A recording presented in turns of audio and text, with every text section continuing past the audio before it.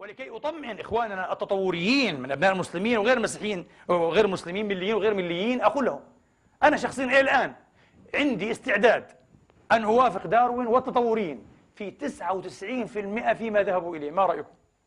نعم، في حقائق كثيرة جدا وصحيحة في التطور، في أدلة مادية محسوسة عليها.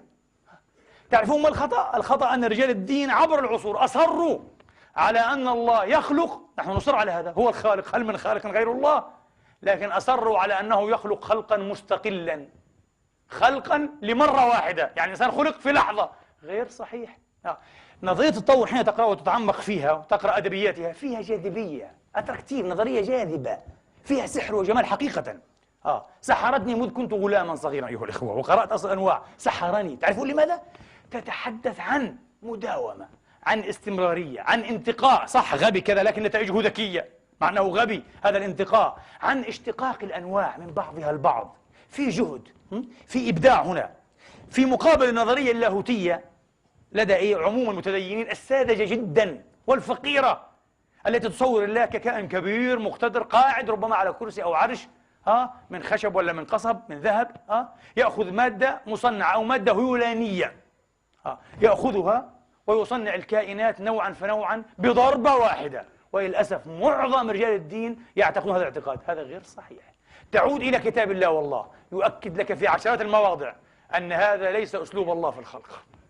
أسلوب الله في الخلق هو التطوير. إذن هو ليس تطورا evolution، إنما تطوير revolution ممكن نسميها كذا، وليس ارتقاء، إنما هو ترقية. من الذي يطور؟ الله. من الذي يرقي؟ الله. ليس القوة العمياء الطخياء للانتخاب الطبيعي، الله يفعل هذا.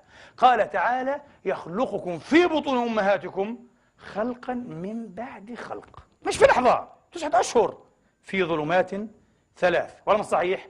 بعدين إني خالق بشرا من طين فإذا سويته ونفخت فيه، مراحل يا أخي.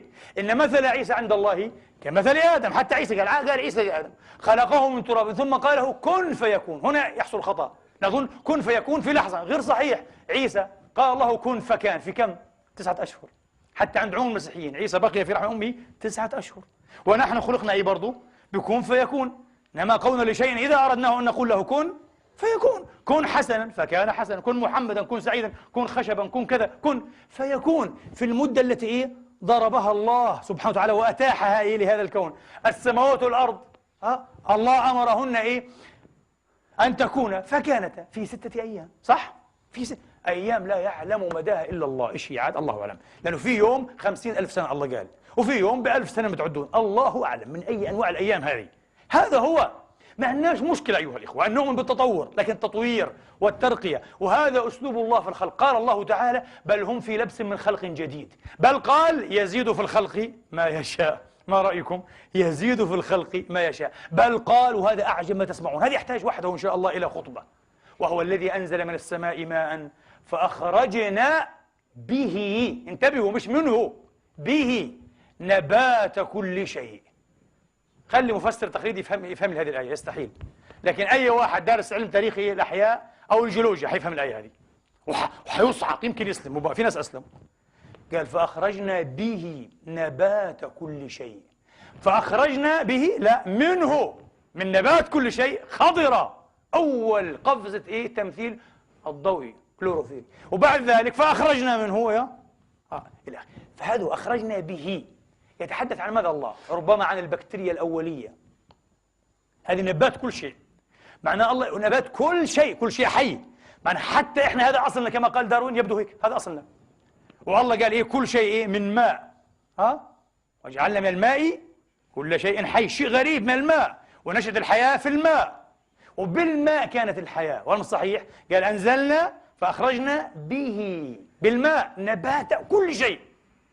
كل شيء من عالم، من مملكة النبات ومملكة الحيوان يعود إلى هذه البكتيريا الأولية. صح، شيء غريب. لذلك بالعكس نحن نرى أن هذه النظرية تقترب جدا جدا جدا من الآفاق القرآنية، وتبتعد فقط في 1%. إيش 1%؟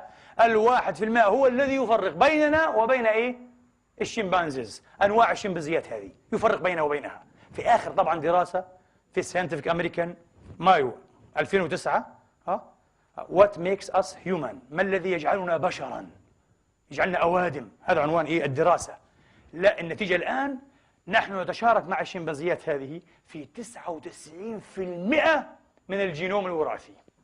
يعني من بين 3 بليون أو 3 بلايين حرف وراثي فقط نفترق عنها في 15 مليون. تخيل.